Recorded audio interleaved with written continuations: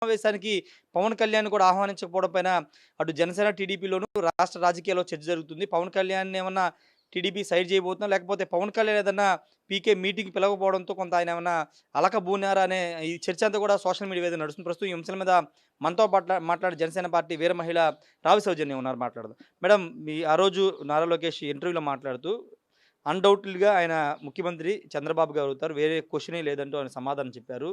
దాని మీద జనసేన పార్టీలో తీవ్ర చర్చ జరుగుతుంది. పవన్ కళ్యాణ్‌ని సీఎంగా చూడాలనుకున్న వాళ్ళంతా కూడా ఆ సమాధానంతో అసంతృప్తికి గురయ్యారు. హరిరామ జోగయ్య లాంటి ఒక సీనియర్ కాపు నేత కూడా అసహనానికి గురై లేఖ రాశారు. మీరెలా చూస్తారు?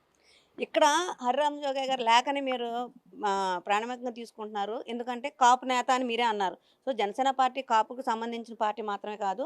అలాగే కాపుల పార్టీ కాదు. సో, ముందు అదొక్కటి అండర్‌లైన్ చేసుకోండి. ఇక్కడ ముఖ్యంగా ఏంటంటే జనసేన శ్రేణులు గాని, జనసేన నాయకులు గాని ఎవరు కూడా లోకేష్ యొక్క మాటలకి తీవ్రమైన అసంతృప్తిలో ఉండటం గాని అదేం లేదండి. ఇక్కడ ఒకటి లోకేష్ తన పార్టీకి తన అధినాయకుడే ముఖ్యమంత్రి అవ్వాలనుకుంటాడు. నా పార్టీకి నాకు పవన్ కళ్యాణ్ గారే ముఖ్యమంత్రి అవ్వాలి. కానీ ఇక్కడ మెయిన్ ఏంటంటే ఎలక్షన్స్ అవ్వాలి. ఏదైతే జనసేన పోటీ చేసిన ప్రతి స్థానాల్లోనూ గెలిపించుకున్న తర్వాత అప్పుడు ముఖ్యమంత్రి అభ్యర్థి ఎవరు అని చెప్పని మాట్లాడడానికి మాకు జనసేన పార్టీ తరఫున మాకు పూర్తి రైట్స్ ఉంటాయని చెప్పని మేము భావిస్తున్నాం. కానీ దీన్నే అదునుగా తీసుకొని వైసీపీ వాళ్ళు సోషల్ మీడియాలో ఏ రకంగా రచ్చ చేస్తున్నారు అంటే ఈ పొత్తుని విఫలం చేయడానికి. అలానే ఏదైతే లోకేష్ గారు మాట్లాడిన మాటల్ని వక్రీకరించి అఫ్కోర్స్ ఆయన చెప్పిన మాట చంద్రబాబు నాయుడు గారు సీఎం అవుతారు, అది ఆయన అభిలాష. సో దాంట్లో తప్పేం లేదు. అలానే మాకు కూడా మా ముందున్నది ఏంటి అంటే మేము గెలిపించి మాట్లాడాలి. ఏదన్నా సరే మేము పని చేసి గెలిపించిన తర్వాత అప్పుడు మేము అడగాలి ముఖ్యమంత్రి అభ్యర్థి. మేము అధ్యక్షుల వారిని కూడా గెలిపించుకోలేని పరిస్థితిలో ఉన్నాం అప్పుడు 2019లో. ఈ రేపు మేము పని చేసి మేము గెలిపించుకున్న తర్వాత అప్పుడు మాకు సీఎం కావాలని చెప్పని మేము అడుగుతాము. అంతేగాని ఇవన్నీ చేయకుండా అప్పుడు ఎవరో కనీసం సపోర్ట్ చేయలేని పరిస్థితులు ఇప్పుడు వీళ్ళందరూ ఎవరండి మాట్లాడడానికి? ఇప్పుడు వీళ్ళందరూ ఎవరు? ఆ రోజు 2019 ఎందుకు గెలిపించలేకపోయారు? ఆ రోజు సింగిల్గానే వెళ్ళారుగా పవన్ కళ్యాణ్ గారు. సింగిల్గా వెళ్ళినప్పుడు మరి అత్యధికంగా కాపు సామాజిక వర్గ నేతలకే కదా ఆ రోజు సీట్లు కూడా కేటాయించింది.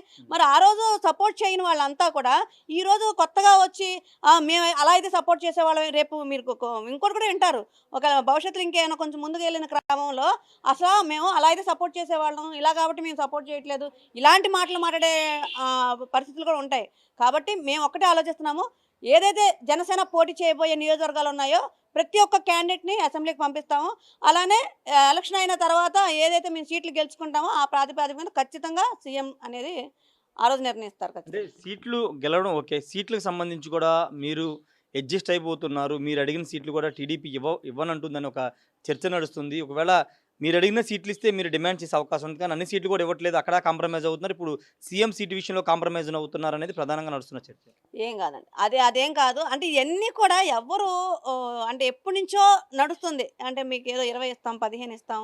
ఆళ్ళు టీడీపీ వాళ్ళు అంటున్న మాటలని చెప్పని ఎప్పటినుంచో నడుస్తుంది. కానీ ఇక్కడ ఎక్కడా చంద్రబాబు నాయుడు గారు గాని, పవన్ కళ్యాణ్ మాకు ఈ రెండే వీళ్ళిద్దరు చెప్పిన మాట మీదే ఉంటుంది. వాళ్ళెక్కడ మాట్లాడలేదే. ఎక్కడ సీట్లు తక్కువకి రాజీ పడే పరిస్థితి పవన్ కళ్యాణ్ గారు లేరు. ఆయన ఏదో ఒక ఇది అనుకుంటున్నారు. సో దాని మీదే ఆయన స్టాండర్డ్‌గా ఉన్నారు. స్టాండ్ మీదే వెళ్తున్నారు. కాబట్టి మాకైతే నమ్మకం ఉంది. పవన్ కళ్యాణ్ గారు ఒకటే మాట చెప్పారు, మీ గౌరవం తగ్గించను అని చెప్పని మచిలీపట్నం సభలో చెప్పడం జరిగింది. ఆ ఆ మాట మీదే మేము కూడా బలంగా ముందుకెళ్తున్నాం. ఎందుకంటే మేమందరం పడిన దానికన్నా, అలాగే కాపు సామాజిక వర్గం ఇబ్బంది పడిన దానికన్నా కూడా ఎక్కువగా పవన్ కళ్యాణ్ గారు ఇబ్బంది పడ్డారు. సో అన్నీ ఉంటాయి, అన్నీ ఆయనకి గుర్తుంటాయి కదా. ఈరోజు ఎందుకు ఒక వెనక తగ్గారు అంటే రాష్ట్రం కోసం. అది ఎందుకు అర్థం చేసుకోరు? అర్థం చేసుకోకపోవడం మానేసి ప్లస్ పని చేయకుండా చేసే పనిని కూడా చెడగొట్టే రకాలు బాగా తయారైనాయి సోషల్ మీడియాలో. అంటే మేడం మీరు రాష్ట్రం కోసం వెనక్కి తగ్గామని చెబుతున్నారు. రాష్ట్రం కోసం నిర్ణయాలు అంటున్నారు. కానీ తెలుగుదేశం పార్టీ రాష్ట్రం గురించి అంటే ముఖ్యమంత్రి అభ్యర్థి గురించి ప్రకటించడం ఇవన్నీ మిమ్మల్ని తక్కువ చేసినట్టు కాదా? ఈ పార్టీ మేము అలా అనుకోవట్లేదండి. మా పనితనం మేము చూపించాలి కదా. ఇప్పుడు ఒకటి అడగాలి, అడగాలంటే మా పనితనం ఏంటి? మేము ఒక్కతనం కూడా గెలవలేదు. మా పనితనం ఏంటి? ఈరోజు కొన్ని దాంట్లో డైలాగులు ఏదో రాశారు హరిరామ జోగయ్య గారు. శాసించే స్థాయి నుంచి యాచించే స్థాయికి రావటం ఏదో అని చెప్పని. ఇక్కడ యాచించే స్థాయి నుంచి శాసించే స్థాయికి ఆల్రెడీ జనసేన పార్టీ వచ్చింది. ఎందుకంటే ఈరోజు జనసేన పార్టీ అనేది మస్ట్ అండ్ షుడ్ తెలుగుదేశానికి జనసేన పార్టీ లేనిదే వాళ్ళు లేకపోతే అధికారంలో వస్తారో లేదో తెలియదు. కానీ చాలా మందికి అనుమానాలు ఉన్నాయి, రాకపోవచ్చేమో అని చెప్పాను. అంటే అక్కడే జనసేన పార్టీ ఒక అడుగు పైన ఉంది. అంటే ఇక్కడ యాచించే స్థాయి నుంచి శాసించే స్థాయికి వెళ్ళింది. ఇంకా సీట్లు, ఓట్లు ఈ పంచుకోవడాలు అంటారా, ఇంకా ఈ తర్వాత అలా ఎవరి మీద ఆధారపడి ఉంటాయంటే మా మీద ఆధారపడి ఉంటాయి. జనసేన పార్టీ నాయకులుగా, జన సైనికులుగా, వీర మహిళలుగా, కార్యకర్తలుగా మేము దాన్ని బలంగా ముందుకు తీసుకెళ్లే క్రమంలో అప్పుడు మేము ఎలా శాసించాలి, పవన్ కళ్యాణ్ గారిని ఎక్కడ కూర్చోబెట్టాలని మేము ఆలోచించుకోవాలి. అంటే హరిరామ జోగయ్య లాంటి ఒక సీనియర్ కాపు నేత కాపు ముఖ్యమంత్రిని చూడాలనుకుంటున్నాను, ఇన్నాళ్ళు కాపు ముఖ్యమంత్రిని చూడలేదు, చూడాలనుకుంటున్న ఒక ఆశ అని కలగడం తప్పంటారా? తప్పేం కాదండి, ఉండొచ్చు నిజంగా. హర్రామ్ జోగే గారు అంటే కనుక వాళ్ళ 2019లోనే పవన్ కళ్యాణ్ గారు సీఎం అయ్యారు. ఎందుకంటే 27% కాపు ఓటింగ్ అంటే ఒక రాష్ట్రాన్ని మార్చే పరిస్థితి, ఒక రాష్ట్ర నాయకత్వాన్ని మార్చే సత్తా ఉన్న సామాజిక వర్గం అది. కానీ మీకు తెలియంది కాదు, మొత్తం అంతా ఎక్కడికక్కడ డైవర్ట్ అయిపోయి ఇలా ఉంటారు కాబట్టి ఆ రాజ్యాధికారంకి కొంచెం దూరంగా ఉండే పరిస్థితి. ఆ రాజ్యాధికారానికి దగ్గరగా ఉండేది పవన్ కళ్యాణ్ గారు కాబట్టి పవన్ కళ్యాణ్ గారు ముఖ్యమంత్రి అవ్వాలని చెప్పని ఆయనకే కాదు, ఆయనకన్నా 100 రెట్లు మాలాంటి వాళ్ళందరికీ ఉంది. కాబట్టి అది ముఖ్యమంత్రి అనంగానే ఏదో అది పీఠం లేకపోతే ఏదో ఒక మాటో కాదు, దానికి ఒక ప్రణాళిక ఉంటుంది. ఆ ప్రణాళికబద్ధంగానే మనం ముందుకు వెళ్తూ ఉండాలి. ఇది ఎన్టీ రామారావు గారి టైం కాదండి. ఆ రోజంటే పూర్తి స్థాయి వ్యాక్యూమ్ ఉంది, వ్యతిరేకత ఉంది. కాంగ్రెస్ యొక్క ఆగడాలని తగ్గించే విధంగా ఆ రోజు ఎన్టీ రామారావు గారు రావటం, అలానే రావడంతో ఆయన ముఖ్యమంత్రి అవడం జరిగింది. అదొక్కటే ఆలోచిస్తున్నాం మనం. అంటే అక్కడ అలా వచ్చేసారు కాబట్టి ఇలాగ పార్టీ పెట్టంగానే ఇలా వచ్చేసేయాలనుకుంటున్నారు. కానీ అప్పుడు ప్రజల యొక్క మనస్తత్వాలు వేరు, ఇప్పుడు ప్రజల మనస్తత్వాలు వేరు.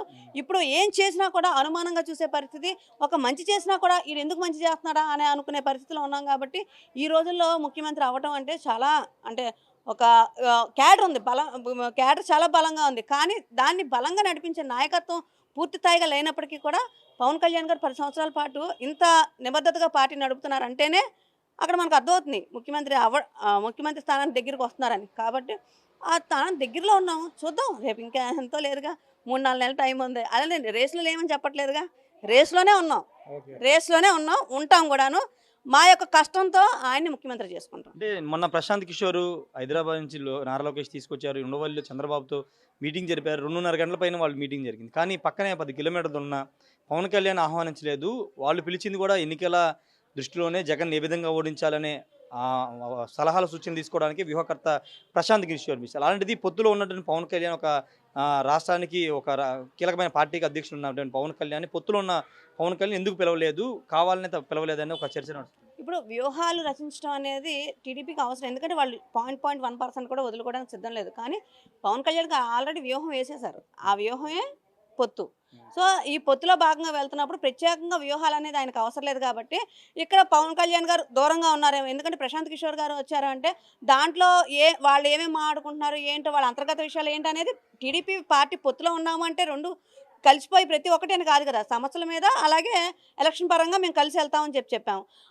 అలాగే వెళ్తాం. ఈరోజు ఈ నిర్ణయం ఏదైతే ఉమ్మడిగా, ఇప్పుడు వాళ్ళు విడిగా మాట్లాడుకున్నా, 2:30 గంటలు మాట్లాడుకున్నా, 10 గంటలు మాట్లాడుకున్నా, ఉమ్మడి పొత్తు అనేది విజయం సాధించడం కోసమే కదా. అంటే ఈ పొత్తు బలంగా ప్రజల్లోకి వెళ్ళాలి, దానికి వ్యూహాలు ఏంటి అనేది కదా ముఖ్యంగా కావాల్సి. ఏ నిర్ణయం తీసుకున్నా, ఏ సమావేశం పెట్టినా 2 పార్టీలు తీసుకుంటే నచ్చినట్టు చెప్పారు. ఎన్నికల సంఘాన్ని కలిసిన 2 పార్టీలు కలిసే చేస్తే ఏది చేసినా 2 పార్టీలు అన్నారు. మరి కీలకమైనటువంటి ప్రశాంత్ కిషోర్ లాంటి ఒక ప్రముఖ వ్యూహకర్త, దేశంలో కీలక పాత్ర పోషించినటువంటి ప్రశాంత్ కిషోర్ లాంటి వ్యక్తి వచ్చినప్పుడు పవన్ కళ్యాణ్ అందుబాటులో ఉన్న పవన్ కళ్యాణ్ ఎందుకు పిలవలేదండి? అసలు అవసరం లేదు కదండి. వాళ్ళు మాట్లాడుకుంటున్నారు. దాని డెసిషన్ వచ్చేటప్పటికి మన పవన్ కళ్యాణ్ గారికి చెప్పకుండా ఏది చేయరు. ఇప్పుడు వ్యక్తుల మధ్య జరిగే సంభాషణ వేరు, ఆ సంభాషణలోంచి వచ్చే నిర్ణయాలు వేరు. ఆ నిర్ణయాలు వచ్చినప్పుడు ఖచ్చితంగా పవన్ కళ్యాణ్ గారి నిర్ణయం చెప్పకుండా, లేకపోతే పవన్ కళ్యాణ్ గారి ఒక ఆమోదం తెలపకుండా వాళ్ళు ఏది చేయలేరు కదా. ఇప్పుడు మేనిఫెస్టో రిలీజ్ చేయాలి, అతను కూర్చోబెట్టారు. రేపు ఎన్నికలకి ఎలా వెళ్ళాలి ఏంటి నిర్ణయాలు చర్చలు జరిపేటప్పుడు ఆ నిర్ణయం ఏదైతే ఉందో ఆ నిర్ణయం ఖచ్చితంగా పవన్ కళ్యాణ్ గారికి చెప్పాల్సిందే. ఆ చెప్పిన నిర్ణయం అమలు పరచాల్సిందే, అది కళ్యాణ్ గారి ఆమోదం మీద. కాబట్టి ఇక్కడ పిలవాలనేది క్వశ్చన్ కాదు. వాళ్ళు మాట్లాడుకున్నారు. అది ఏది అవుట్పుట్ ఏదొచ్చింది అనేది ఇంపార్టెంట్. సో అవుట్పుట్ అనేది కళ్యాణ్ గారికి తెలియకుండా అయితే జరగదు. ఫైనల్గా పవన్ కళ్యాణ్ గారు ముఖ్యమంత్రి రేసులో ఉన్నారంటారు? ఖచ్చితంగా ఉన్నారు. ఉన్నారు, ఉంటారు కూడా, దాంట్లో తేడా లేదు. మొత్తంగా అయితే ఒకటే చెప్తున్నారు, పవన్ కళ్యాణ్ ముఖ్యమంత్రి రేసులో ఉన్నారు, ఉంటారని కూడా రావి సౌజన్య చెప్తున్నారు.